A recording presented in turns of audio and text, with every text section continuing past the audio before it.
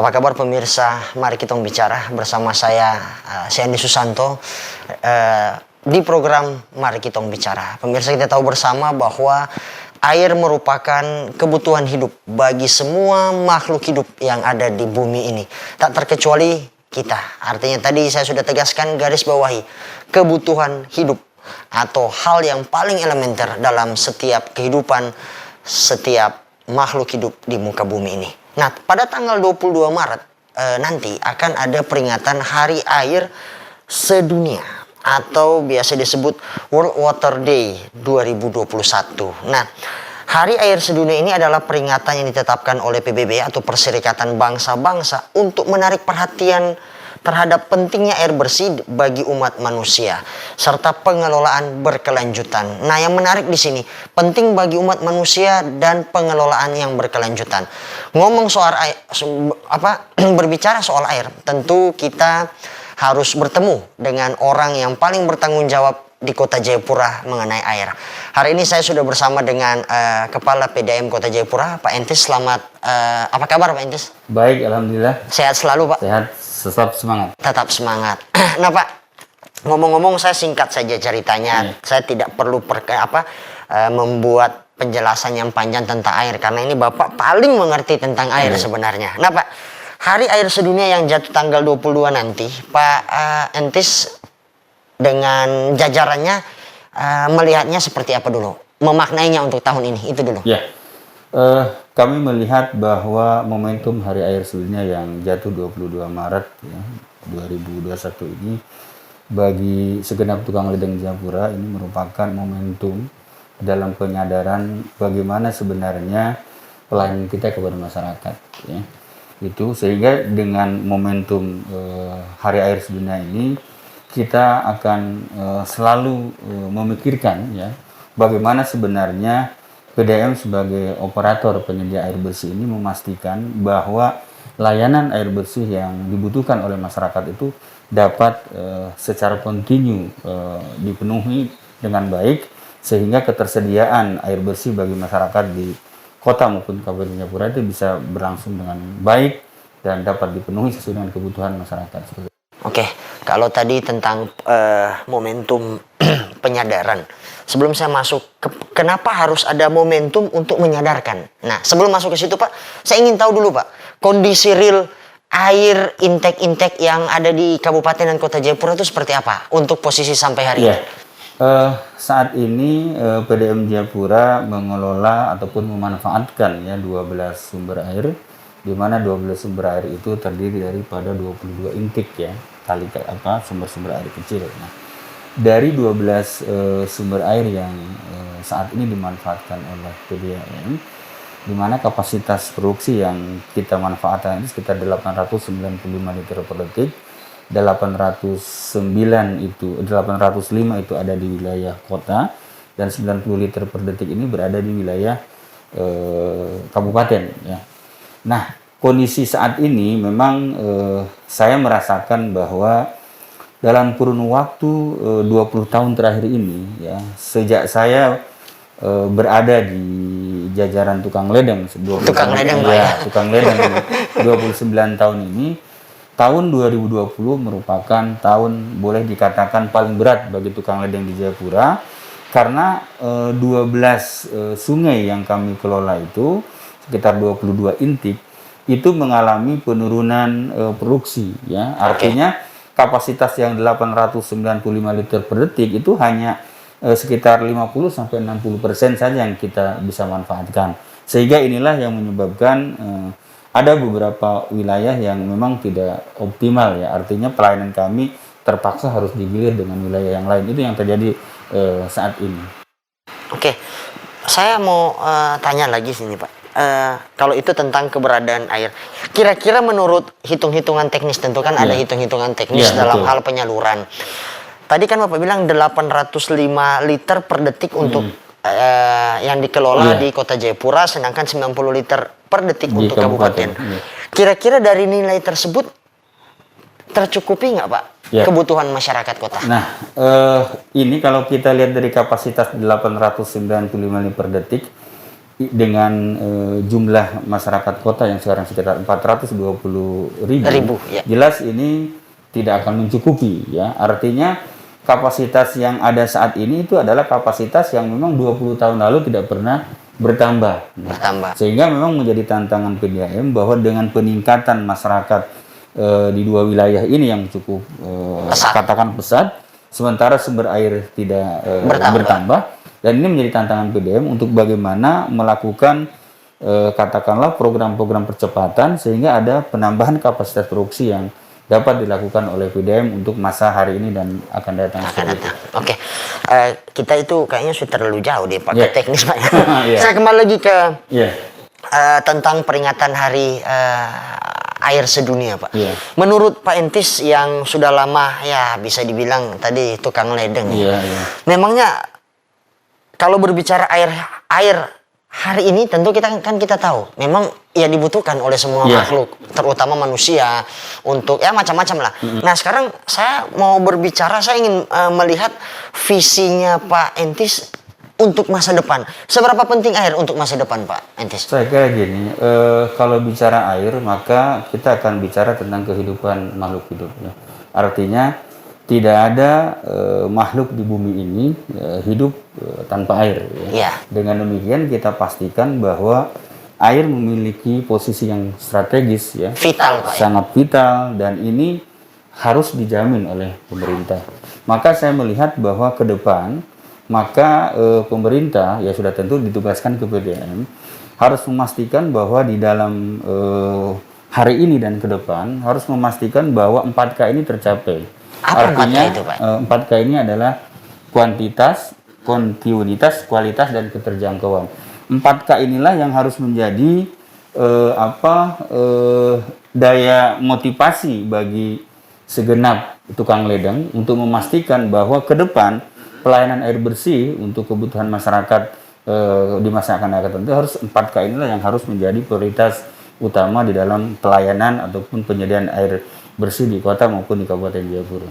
Oke, Pak, tentu kan kalau Hari Air Sedunia itu tadi pemirsa saya lupa menyampaikan temanya. Temanya itu adalah following water atau menghargai air.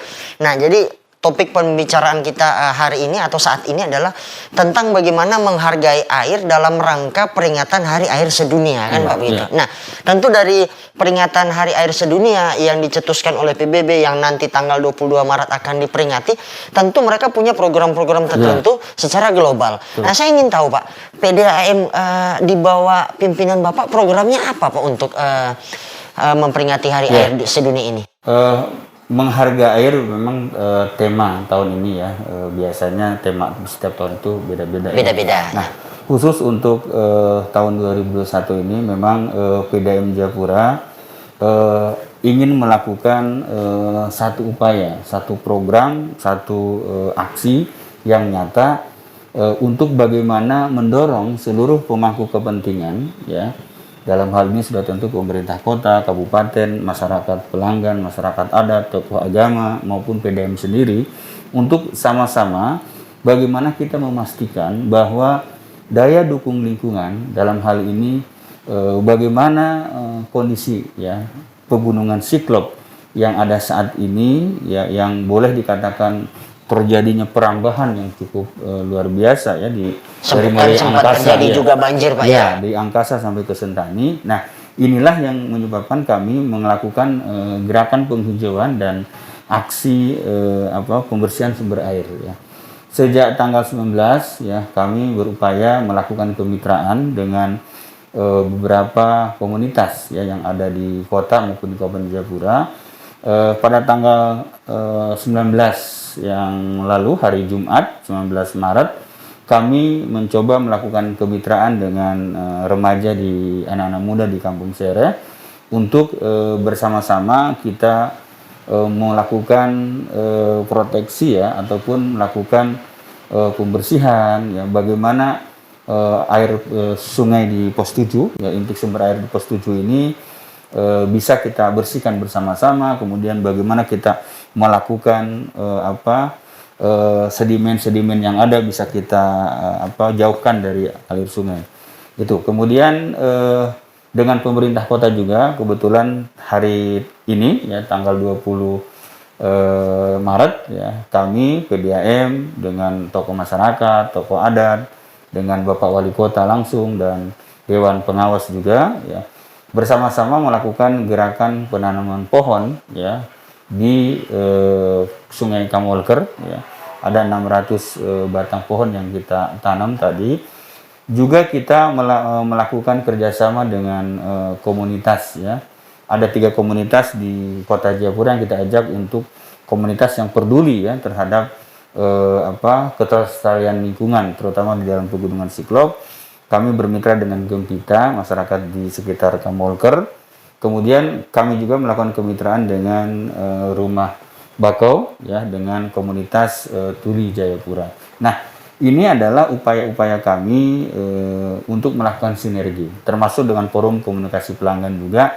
Nah, sinergi ini adalah upaya kami untuk memastikan bahwa tanggung jawab dalam pengelolaan sumber daya air ya, termasuk di hulunya itu adalah hutan, kemudian aliran sungai, itu adalah tanggung jawab bersama. Artinya bukan hanya PDAM, karena saya meyakini bahwa kalau para pemangku kepentingan ini bersinergi untuk memastikan bahwa Pegunungan Siklop ini tidak ada lagi perambahan, aman dari ya dari jamahan orang ya, ada yang berladang, kemudian melakukan penebangan.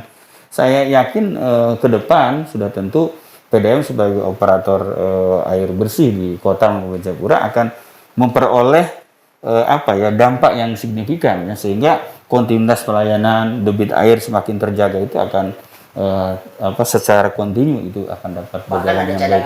Ya, seperti itu. Jadi upaya-upaya kami seperti itulah yang mendorong para pihak, para pemangku kepentingan untuk mari sama-sama kita melakukan aksi.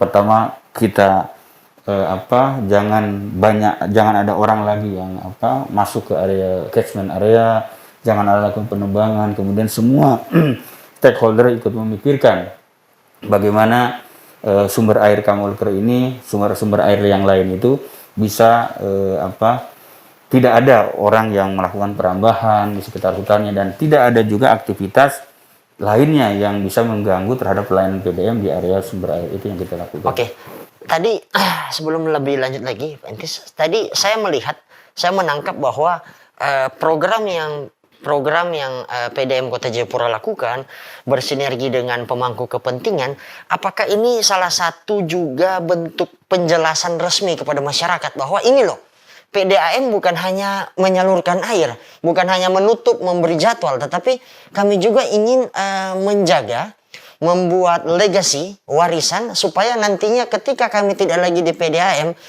pemimpin yang baru menerima hasil ini. Apakah seperti itu, Pak? Ya, saya kira itu memang harus dimulai seperti itu. Artinya, walaupun sulit, Pak ya? Ya, walaupun sulit memang. Jadi memang pertama, saya berharap bahwa upaya PDAM untuk memastikan bahwa semua stakeholder yang terlibat itu adalah bukan upaya hari ini saja ya. Betul. Artinya ini bukan hanya seremonial ya. Kita bukan karena hari sedunia, hari air sedunia aja, Pak ya. Jadi memang saya sudah menegaskan ke para pemangku kepentingan pada saat di acara kegiatan-kegiatan di tanggal 19 sampai 20 bahwa komitmen PDAM bukan hanya hari ini saja. Kemitraan yang dilakukan dengan 4 komunitas peduli lingkungan itu sifatnya permanen. Artinya PDAM nanti akan sebagai pembina ya. Sudah tentu di dalam pembina ini kami akan mengalokasikan dana CSR kami dari keuntungan perusahaan untuk bersinergi ya dengan kelompok komunitas itu. Dan kami juga terbuka ya. Artinya ini sekarang kami kan baru dapat 4 kelompok. Nah, mudah-mudahan ada kelompok-kelompok remaja maupun kelompok-kelompok peduli lingkungan yang kita bersinergi. Karena gini, PDAM itu memiliki banyak sumber air, ya intik-intik yang memang saat ini juga banyak orang melakukan perambahan. Nah, sehingga dengan nanti adanya pihak-pihak yang banyak terlibat ya, ini kan kita baru bicara tentang kerjasama di wilayah Kamolker ya, kemudian dengan di Pos 7 sementara di Anafre ya, di Entrop ya, kemudian di Ajen ya, kemudian di Kalibiru ini Kalikem, ini belum kita ada pihak-pihak lain selain PDAM. Jadi artinya memang PDAM melakukan juga kegiatan-kegiatan yang sifatnya konservasi ya. perbaikan catchment Perawatan area, ya, perawatan, maintenance, pemeliharaan, ya itu juga melakukan. Tapi sepertinya PDM juga harus mengajak pihak lain ya, karena kalau ini kita tidak dalam bentuk aksi ya, ini juga kayaknya nanti akan terjadi pembiaran ya. Maka saya berharap sudah tentu nanti dari pihak pemerintah daerah juga ada penegakan juga aturan, ada perda yang Ada ada. perda. Ya, Bagaimana dengan perda, Pak? Apakah itu sudah didorong atau belum, Pak? saya kira perda sudah ya. Saat ini kan di pemerintah kabupaten sudah ada perda perlindungan siklop ya. Kemudian juga di kota juga kemungkinan juga ada perda juga ya berkaitan dengan perlindungan pegunungan siklop, terutama masyarakat tidak boleh merambat. Nah, yang saya harapkan ini adalah perda-perda yang sudah ada ini bisa menjadi media untuk melakukan penindakan-penindakan terhadap masyarakat yang saat ini memang melakukan perambahan yang cukup luar biasa. Dan secara resmi Balai Konservasi Sumber Daya Alam ya Papua, walaupun Dinas Kehutanan Papua sudah merilis kan bagaimana ratusan hektar itu kawasan siklop dari mulai angkasa sampai setan ini dalam citra satelit itu nampak adanya penambangan pohon ya, kemudian ada peladangan. Nah, inilah yang mudah-mudahan aksi nyata yang kami lakukan ini bisa menjadi ya penyemangat ya, motivator, juga menjadi ya semacam kolaborasi lah dengan pihak-pihak lain untuk mari kita sama-sama memastikan bahwa pegunungan siklop ini aman dan jangan lagi ada pengusahaan-perusahaan yang pada gilirannya ini sebenarnya akan juga menyulitkan PDAM. Betul. Ya. Dan kami rasakan ya, sudah puluhan tahun saya kerja di PDAM, tahun 2020 inilah yang paling terberat ya. Karena terberatnya di mana? Ya, pertama kan curah hujan 2020 itu kurang. Betul. Kemudian juga daya dukung lingkungan penyerapan terhadap hujan ini kan juga kurang juga. Nah, ini yang menjadi permasalahan. Nah, mudah-mudahan upaya-upaya dalam rangka tadi ya memastikan perlindungan pegunungan cagar alam siklop ini konservasi alam ini bisa berjalan dengan baik. PDAM tidak bisa sendiri ya, jadi harus juga masyarakat bisa melihat membantu dan memang dengan adanya saya mengajak pihak legislatif ya, anggota DPRD ke sumber air melihat langsung mungkin Pak Wali Kota, Pak Wakil Wali Kota ya, termasuk juga dari pemerintah kabupaten itu akan melihat langsung lah. Oh, ternyata memang kerusakan di area hulu itu cukup parah, itu yang terjadi seperti itu. Tadi tertarik Pak, saya tertarik Bapak mengatakan catchment area, artinya bisa dikata tangkapan air. Kira-kira tangkapan air sebenarnya yang real kondisi di Kota Jayapura ini bagaimana? Ini menarik. Betul. Jadi gini, kalau bicara catchment area ini kan berarti kan bicara kawasan yang tidak boleh masyarakat itu melakukan aktivitas di area yang memang dimanfaatkan oleh PDAM untuk kebutuhan masyarakat. Nah, yang jadi permasalahan sekarang ini adalah bukan hanya catchment area di area sumber air, justru sekarang ini masyarakat sudah melakukan aktivitas ekonomi boleh katakan ya, maupun peladangan itu di atas sumber air. Oh, di atas sumber air. Jadi kalau kita lihat di Intik Entrop, ya di Ajen, di Angkasa, termasuk tadi yang kita lakukan di Kamwolker, itu masyarakat sudah berada di sekitar area sumber air ya, di catchment area di atasnya. Nah, inilah yang menurut saya apabila ini tidak disikapi oleh para pemangku kepentingan terhadap aktivitas masyarakat yang begitu mudah ke area sumber air, bahkan ada pembangunan rumah yang dekat sumber air, maka bukan hanya terganggunya suplai air di atas, lebih daripada itu adalah Anda juga sekarang sudah mulai ada aktivitas masyarakat membolongi pipa transmisi. Betul. Dan inilah yang dampaknya itu adalah volume air yang masuk ke pelanggan sudah debit berkurang, kemudian ada aktivitas masyarakat di dekat sumber air membolongi pipa, merusak.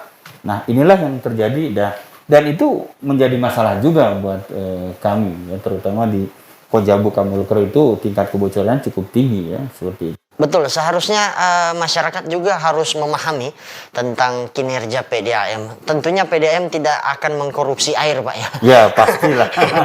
Tentunya PDAM juga menginginkan semua masyarakat terpenuhi oleh air, tetapi haruslah kita juga berperan serta untuk memenuhi yang menjaga. Menjaga. Nah, Iya. kira-kira Pak, kalau misalkan tadi 4 komunitas yang sudah diajak untuk bekerja sama ya, saya garis bawahi bekerja sama dengan PDAM dalam menjaga mengikut konservasi alam khususnya intek-intek.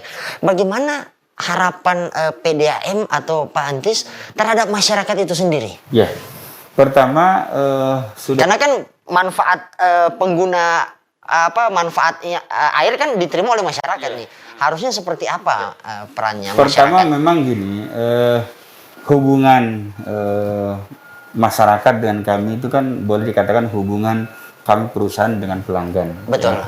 Nah, maka Ada tanda petik bisnis Pak. ya, sebenarnya betul ya. Memang PDAM ini kan memiliki dua fungsi ya, fungsi sosial dan fungsi profit perusahaan. Perusahaan. Ya, maka memang menyatukan dua misi ini memang agak susah juga. Tetapi sudah tentu kami juga di dalam menjalankan dua misi ini berupaya untuk memastikan bahwa apa yang diberikan pelayanan PDAM kepada masyarakat itu juga harus dibarengi dengan kesadaran masyarakat untuk melakukan pembayaran rekening air. Nah, Betul. Karena sudah menerima manfaat. Ya, betul. Karena begini, saat ini PDAM memang masih diuntungkan dengan sistem gravitasi tanpa pengolahan. Ya, artinya tanah Papua ini, alam Papua ini begitu boleh dikatakan ramah lah, Tuhan ini baik sama kita tanpa ada pengolahan dibandingkan di Jawa, sehingga memang tidak begitu banyak dan tidak ada kos pengolahan. Operasionalnya masih bisa ditekan ya. Tetapi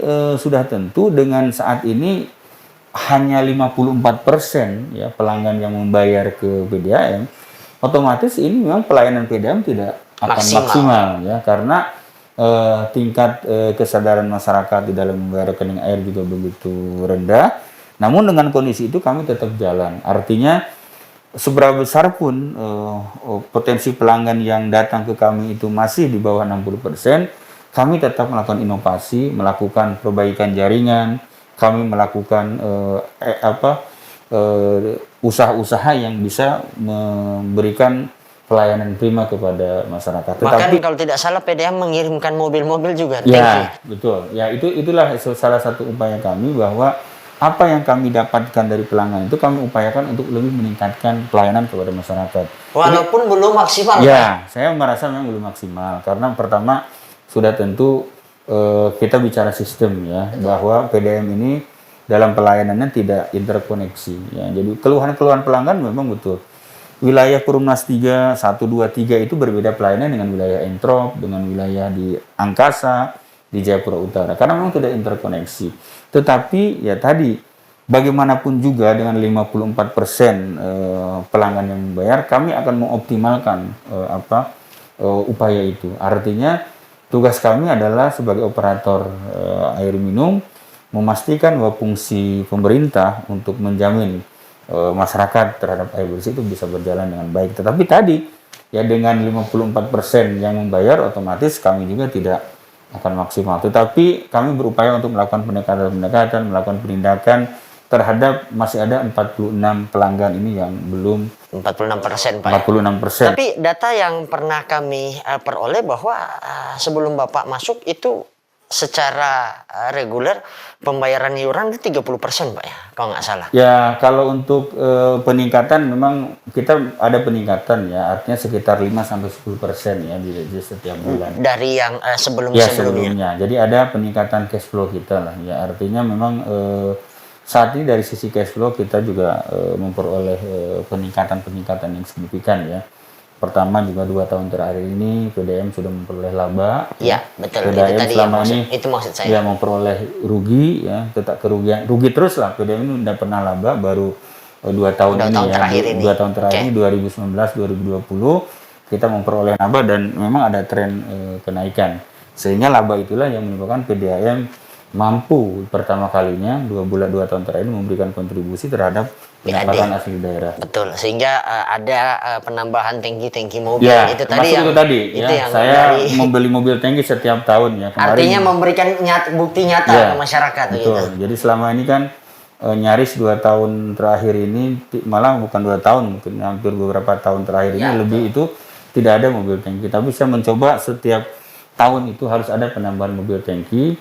untuk memastikan bahwa ketika sistem perpipaan ini tidak berjalan dengan baik, maka ada penyikapannya. substitusinya kepada Betul, ada masyarakat. Itu yang kami lakukan, dan saat ini memang untuk mobil tangki sendiri tidak begitu banyak kita menjual ya. Saya lebih pendistribusian secara gratis ya. Jadi mobil-mobil tangki itu juga melayani masyarakat yang terdampak ya dari kekeringan yang kemarin itu, dan kita berikanlah kepada masyarakat yang rajin membayar, kemudian terdampak dari penurunan debit, kita berikan gratis. itu. Artinya ada reward ya, ada substitusi lah yang kita berikan. Betul, Pak. Saya mau tanya, Pak. Kan banyak orang mencibir nih. Oh, PDAM nih tanam pohon 40 tahun baru bisa. Kenapa mau jor-joran sekarang? Urus itu air, urus itu sana. Itu tanggapan Bapak itu seperti apa, Pak? Ya, jadi begini. Pasti ada mencibir, ya. Karena gini, kita kadang memulai sesuatu yang baik, tetapi awal sejarahnya tidak baik. Kadang itu menjadi dilema juga. Tapi pada prinsipnya saya tetap akan jalan. Artinya 4 komunitas ini pun saya sudah sampaikan bahwa kita jalan saja. Artinya mari kita sama-sama bersinergi untuk kita bicara hari ini, mengerjakan hari ini, bukan hasilnya hari ini kita dapat. Tetapi ke depan bahwa apa yang kita tanam inilah yang akan kita berikan warisan kepada anak cucu kita, ya, sehingga nanti daya dukung pohon-pohon ini terhadap ketersediaan sumber air ya di daerah intik ini akan bisa berjalan dengan baik. Yang kami tanam bukan di daerah bawah ya, jadi memang tadi juga Pak Wali Kota, Pak Wakil Wali Kota juga ke atas sumber air kita melihat langsung dan menanamnya pun bukan di bawah, dan itu memang cukup luar biasa ya, hampir 1 jam tadi kami berjalan dari Perumnas 3 sampai ke lokasi sumber air. Nah, dengan harapan tadi penanaman pohon yang ada di atas sumber air ini bisa memberikan manfaat ya. Ketika misalkan air tidak hujan ya, kemudian hujan tidak turun, sehingga masih ada limpasan-limpasan air di sela-sela pepohonan itu untuk bisa keluar di area daerah aliran sungai. Itu yang kami harapkan. Ya memang mungkin sekarang tidak akan begitu memberikan hasil yang signifikan ya, tapi setidaknya pertama mungkin manfaatnya adalah mengurangi juga bahwa kesadaran orang mungkin sudah akan mulai timbul sehingga tidak melakukan penebangan lagi ya. Kemudian ada upaya pemerintah juga untuk melakukan penegakan ya hukum lah terhadap orang-orang yang melakukan perusakan di daerah sumber air maupun di daerah hutan yang saat ini dekat dengan sumber air seperti itu. Oke, Pak, kemarin ada beberapa berita yang kami peroleh juga, JTV juga turut menayangkan bahwa Bapak sedikit kesal tentang adanya pembangunan di dekat atau samping intek-intek yang ada di Jayapura. Itu bagaimana? Ya, ini yang memang saya kebetulan selalu turun ke lapangan. Artinya mengecek, saya tidak mau terlalu banyak duduk di kursi ya. Jadi saya lebih banyak ke lapangan. Ya kadang saya ingin memastikan ya sebenarnya bagaimana kejadian-kejadian di lapangan ini. Dan saat saya melakukan kunjungan di Buper ya, saya menyaksikan adanya pembangunan SPAM ya, sistem penyediaan air minum ya. Nah, SPAM itu ada pembangunan SPAM membuat intik sumber air dengan jaringan pipa itu 3 inch itu sekitar hampir 2 km. Nah, saya berpikir begini, mungkin apa yang dibangun oleh pemerintah, saya kebetulan belum memastikan ini yang bangun siapa, tapi saya sudah mencoba untuk melakukan koordinasi dengan Polsek Heram. Ini sebenarnya siapa yang membangun dan tujuannya untuk apa? Saya pada prinsipnya begini, kalau memang misalkan ini tujuannya itu adalah untuk menjadi solusi bagi masyarakat di sekitar Buper, ya bisa dikoneksikan dengan PDAM. Jangan istilahnya solusi untuk masyarakat X, tetapi berakibat fatal buat pelanggan PDAM yang sudah ada. Karena pembangunan yang kemarin di Buper itu memang saya sangat kecewa dan sedikit marah ya. Bagaimana mungkin membangun sumber air di sebelah PDAM, kemudian sewaktu-waktu mereka jebol, ya jelaslah kering air di PDAM. Betul. Nah, dengan demikian akan terdampak masyarakat yang selama ini menjadi pelanggan. Saya sudah prediksi ada sekitar 300 pelanggan yang di perumahan KPR Polda itu akan terdampak dari aktivitas itu. Sebenarnya yang paling bagus itu adalah membangun koordinasi dengan PDAM, kita perbesar itu sumber air itu, dan PDM yang nanti akan mengatur Distribusinya. ke siapa-siapa saja. Nah, kalau kemarin kan tidak, dia membangun di sebelah, tidak koordinasi, kemudian saya yakin ketika PDM lengah saja, bisa aja Pasti. dijebol, sudah habis. Nah, air akan kering. Nah, saya kira itu saya berharap kepada para pihak ya, baik mungkin itu dari instansi pemerintah maupun siapapun lah, ketika ingin merancang membangun SPAM, sistem penyediaan air minum, itu hendaknya bisa berkoordinasi dengan kami ya. Tidak mungkinlah saya mempersulit sesuatu yang memang menjadi kebutuhan hidup masyarakat. Betul. Tetapi syaratnya kebutuhan itu tidak boleh mengganggu masyarakat yang sudah dilayani oleh PDAM. Betul. Nah, kalaupun misalkan nanti itu kebutuhannya itu memang sangat mendesak, ya kita akan atur. PDAM akan atur seperti apa. Nah, kalau misalkan ini tidak ada koordinasi, tahu-tahu itu ada pembangunan, ini akan menyulitkan dan kemungkinan besar akan terjadi dampak sosial. Bisa saja orang yang bentrok masyarakat. Dan kalau itu terjadi, eksesnya akan lebih besar lagi. Nah, itu yang saya harapkan, mudah-mudahan siapapun lah ya di Papua ini, di Kota Jayapura maupun di Kabupaten Jayapura yang membangun daerah ini, mari kita berkoordinasi untuk memastikan bahwa membangun itu menyelesaikan masalah, tetapi dengan masalah baru. Mudah-mudahan itu tidak terjadi lagi. Artinya itu bukan solusi. Bukan solusi ya. Solusi mungkin bagi pihak tertentu, tapi bencana buat PDAM. Itu mudah-mudahan itu tidak terjadi lagi seperti itu. Oke Pak, merayakan Hari Air Sedunia dengan tema menghargai air. Dari kacamata Bapak, pandangan Bapak, kedewasaan pelanggan PDAM Kota Jayapura seperti apa Pak? Kalau kita bicara menghargai air, maka sebenarnya ada dua hal yang menurut saya harus kita ambil intisarinya lah ya. Pertama, berarti kan tugas kita harus memastikan bahwa masyarakat itu harus mampu menghemat air. Itu pertama, itu penting Pak, menghemat air. Ya, masyarakat harus paham bahwa air ini barang terbatas ya.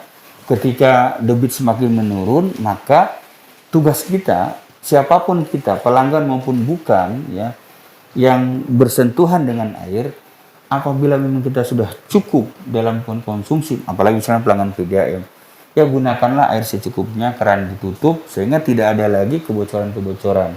Karena ya tadi, selain juga ketika kita menggunakan air sebanyak-banyaknya, kasihan juga masyarakat lain yang tidak mendapatkan air. Mungkin tekanannya juga kurang, kadang ini itu mungkin di sisi lain. Mari kita untuk melakukan penghematan.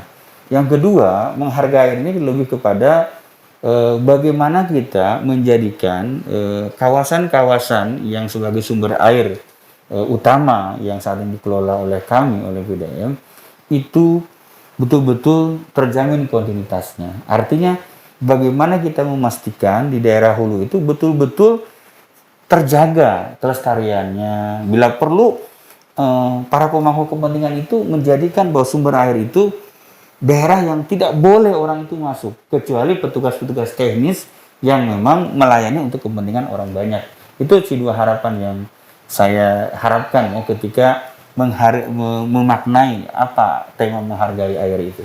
Oke, Pak Entis, ini kita hampir selesai, tapi saya ingin tanya nih, Pak Entis melakukan konservasi tempat-tempat catchment area, intake PDAM, mengamankan debit-debit air. Saya mau tanya Pak, jujur, bosan nggak Pak? Saya kira gini, bagi saya pekerjaan ini kan gini, dalam agama yang saya anut ya, sesungguhnya manusia yang beruntung itu adalah manusia yang bisa memberikan manfaat bagi orang lain. Ya. Bagi orang lain. Nah dengan itulah saya kira tanggung jawab saya sebagai umat manusia, umat Tuhan adalah apa yang saya lakukan ini kan sesuatu ibadah ya. Dengan demikian konsepnya tidak mungkin saya bosan. Sepanjang amanah itu diberikan oleh para pemangku kepentingan, oleh Bupati dan Wali Kota, saya tidak akan bosan-bosannya untuk memastikan baik itu mungkin di staf saya, baik itu kepada masyarakat bahwa masalah air bersih itu masalah tanggung jawab bersama. PDAM ini adalah operator. Kalau PDAM ini tidak didukung oleh para pemegang hak wilayah, masyarakat itu ada, masalah, ya, betul. Pemerintah daerah dari pusat, ya, provinsi, kota, kabupaten, ya, maupun tokoh agama, semuanya lah stakeholder, PDM tidak akan mampu untuk menjawab tantangan pengelolaan air bersih di masa hari ini dan ke depan seperti itu. Oke Pak, saya tertarik mau tanya, bagaimana sih Pak Entis gaya komunikasi Pak Entis dengan staf itu bagaimana sehingga 2 tahun terakhir mendapatkan laba? Pertama, saya memang lebih melakukan pendekatan bagaimana saya tidak terlalu birokrat ya, dalam artian tidak terlalu saya sebagai direktur utama kemudian saya harus menjaga jarak, saya kira tidak perlu karena saya juga berangkat dari staf juga. Staf yang ya, sama. Saya berangkat dari staf yang sama. Ya, walaupun mungkin sedikit pendidikan atau apa sudah mulai saya dapatkan lebih tinggi, tapi itu tidak menjadi ukuran. Yang penting bagi saya adalah bagaimana mengajak staf saya memastikan bahwa perusahaan ini adalah tempat kita bersama, tempat kita berkumpul, sepertiga hidup kita dihabiskan di perusahaan. Maka dengan demikian kita harus totalitas meningkatkan kemampuan kita untuk kepentingan perusahaan. Dan gilirannya adalah bahwa kita ini kan pelayanan. Sehingga di seluruh agama pun mengajarkan bahwa ketika kita memberikan amanah, apalagi ini adalah air ini kebutuhan vital, saya kira Tuhan juga akan memberikan keberkahan. Itulah mungkin filosofi yang pertama. Yang kedua, dalam konsep saya selalu menekankan kepada staf bahwa apa yang mesti kita berikan kepada masyarakat itu harus menjadi tanggung jawab bersama. Maka sekarang ini kalau melihat mungkin ada perbaikan pipa, perbaikan di sumber air, ya. Kemudian ada perbaikan di reservoir, di bak-bak air. Saya pastikan itu bukan kontraktor lagi. Bukan kontraktor. Ya, yang melakukan itu adalah orang-orang PDAM. Dan saya ingin bahwa dengan kebijakan saya, ya, memberikan insentif terhadap perbaikan kebocoran di pipa-pipa yang ada di kota dan kabupaten, kemudian perbaikan di sumber air, di mana insentifnya itu saya berikan kepada staf saya di lapangan. Itulah adalah upaya kami bahwa untuk memberikan reward yang pantas, ya. Dan selama ini memang itu dilakukan oleh kontraktor, ya, oleh mitra. Tapi sejak kepemimpinan saya berupaya untuk meningkatkan bahwa itu adalah tanggung jawab kita bersama. Mengapa kita mesti tergantung dengan pihak ketiga? Nah, inilah yang kita lakukan dan saya juga bersyukur ternyata kebijakan saya ini mendapat dukungan yang luar biasa dari staf, ya. Saya kira kemajuan yang sekarang 2 tahun terakhir ini dari mulai kinerja sudah sehat, ya. Kemudian PDM tahun 2019 memperoleh laba 2 miliar, 2020 dari audit juga sudah memperoleh laba 2,5 M. Saya kira ini adalah hasil daripada prestasi staf, ya, staf saya. Kalau saya kan istilahnya yang mengendalikan. Tetapi inilah yang kebanggaan saya, ternyata staf-staf yang ada di PDM ini mampu menerjemahkan keinginan dari sudah tentu stakeholder. Ya, melalui saya sudah tentu untuk ternyata apa yang tadi saya sampaikan meningkatkan dan memanfaatkan kemampuan skill yang ada untuk berkontribusi pada perusahaan. Karena saya yakin lah senior-senior saya yang ada di PDM ini yang sudah kerja di atas 30 tahun itu sebenarnya sudah mumpuni, ya. Makanya saya sampaikan pendidikan apapun yang di PDM itu, yang penting itu adalah mereka memiliki skill yang cukup. Bagaimana mereka bisa melakukan pengelasan pipa HDPE terbaru, bagaimana mereka bisa melakukan pengecoran di sumber air. Itu sebenarnya kemampuan itu ada. Dan saat inilah baru saya untuk mengoptimalkan seluruh kemampuan yang ada, ya, yang ada di tukang ledeng ini untuk sama-sama menjadikan kemampuan itu memberi kontribusi kepada perusahaan. Nah, kontribusi itulah yang saya hargai, reward yang tadi saya sampaikan. Oke, Pak Entis menutup ini tadi berbicara tentang karyawan diberikan reward. Apa pesan Bapak kepada teman-teman Bapak di PDAM Kota Jayapura? Saya kira saya berkarir PDAM cukup bangga, ya, dengan dukungan.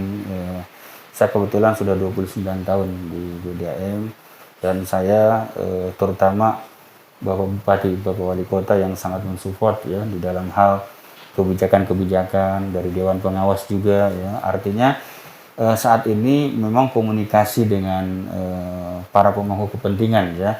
Pertama dari Bupati, Wali Kota, Dewan Pengawas termasuk pegawai, saya menggunakan pola keterbukaan, ya. silakan apabila ada hal-hal yang memang perlu dikritisi, dibicarakan, silakan. Tetapi sudah tentu dalam koridor yang bertanggung jawab, betul. ya seperti itu. Itu yang pola manajemen itu yang saya coba kembangkan. Artinya sekarang komunikasi baik dengan stakeholder dan karyawan cair, Pak, ya? Alhamdulillah ya, mencair, artinya ruangan saya juga ini sangat terbuka ya kepada pegawai saya, sepanjang tadi ide, inisiasi itu bisa dalam koridor bertanggung jawab, tetapi sudah tentu keputusan kan ada di level direksi dan ada di Dewan Pengawas dan Bupati dan Wali Kota. Jadi saya selalu menyampaikan begitu. Silahkan Anda memberikan masukan saran kepada direksi, tetapi saran dan masukan itu adalah sebagai bahan kajian, ya. Nanti keputusan strategis sudah tentu itu menjadi tanggung jawab direksi lah, yang dipertanggungjawabkan kepada stakeholder utama, ya, Bupati dan Wali Kota, seperti itu. Oke, Pak, saya ingin minta kesimpulan Bapak tentang Hari Air Sedunia 2021, sekaligus memberikan harapan Pak Entis lagi kepada seluruh penerima manfaat air di Kota Jayapura dan Kabupaten Jayapura. Silakan, Pak. Ya, pertama dalam rangka Hari Air Sedunia yang jatuh di tanggal 22 Maret 2021, ya, segenap keluarga besar PDAM Jayapura mengajak kepada seluruh masyarakat di kota dan di Kabupaten Jayapura, baik itu pelanggan maupun bukan pelanggan, mari kita untuk selalu menjaga, ya, kelestarian pegunungan Siklop sebagai sumber utama air baku PDAM, ya. Karena apabila sumber Siklop ini terjaga, saya yakin bahwa PDAM akan mampu memberikan pelayanan yang maksimal dengan jumlah debit yang cukup. Kemudian kami juga berharap bahwa karena PDAM di dalam proses pelayanan ini juga membutuhkan dana yang tidak cukup, dan operasional PDAM ini tidak dibiayai oleh pemerintah daerah, ya, murni bahwa pelayanan PDAM, operasional PDAM itu dilakukan, dibiayai oleh apa yang dibayar oleh konsumen, ya. Sehingga dengan demikian kami berharap bahwa bayarlah rekening air tepat waktu, jangan menunggak. Dan kami ada program apabila menunggak 2-3 bulan itu akan dilakukan pemutusan. Nah, dengan membayar rekening air tepat waktu, ini juga akan mampu meningkatkan pelayanan PDAM kepada masyarakat, pelanggan, dan juga akan memberikan kesempatan PDAM untuk melakukan peningkatan cakupan pelayanan. Sekaligus peningkatan peningkatan kualitas, juga peningkatan cakupan pelayanan. Artinya peningkatan terhadap masyarakat yang belum memperoleh layanan air bersih. Demikian perbincangan saya dengan Dirut PDAM Kota Jayapura, Pak Entis Sutisna. Terima kasih atas waktunya. Sama-sama. Pemirsa, demikian perbincangan saya tentang menyambut merayakan Hari Air Sedunia yang jatuh pada tanggal 22 Maret nanti ke 29. Dan pemirsa, tentunya tanpa air tidak ada kehidupan. Tentu kita manusia sebagai penerima manfaat air itu sebenarnya dituntut untuk menjaga dan menghemat air tersebut. Baik menjaga alamnya, dan jangan pernah membuang-buang air, atau jangan pernah membiarkan keran Anda di rumah terbuka dan air mengalir. Begitu ya, Pak? Oke. Saya Sandy Susanto, kita akan ketemu di episode yang lain. Sampai jumpa.